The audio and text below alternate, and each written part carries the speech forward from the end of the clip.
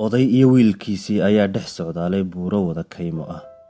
Si lama filaan ah ayuu wiilkii u kufay, dhulkana ugu dhacay.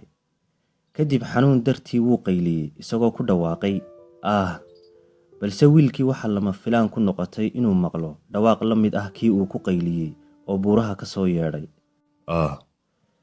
Wiilkii ayaa mar kale ku qayliyey, waa kuma? Haddana sidii si leeg ayay buurihii ugu hadal celiyeen, waa kuma?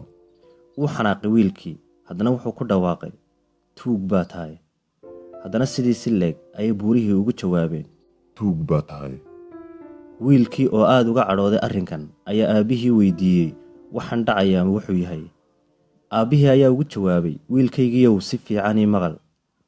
Odaygii baa kor u qayliyey oo yidhi, waxaa tahay qof wanaagsan.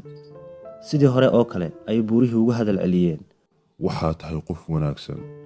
mar kale ayuu odaygii ku dhawaaqay, mahadsanid.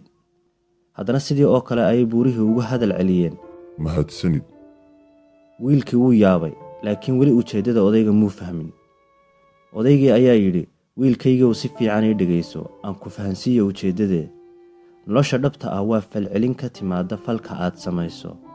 Wixii aad cid siiso, wax u dhigma ayuunbaad ka helaysaa. Haddii aad wax aflagaadayso, adna waxaad helaysaa uun aflagaado. Haddii aad wax ammaantana, ammaan unbaad heli. Dulucda sheekada: waxaynu bixino wax la mid ah ayay nolosha ina siisaa. noloshu maaha wax ku yimaada shil ama kadis, balse waa harka ficil aad hore u samaysay.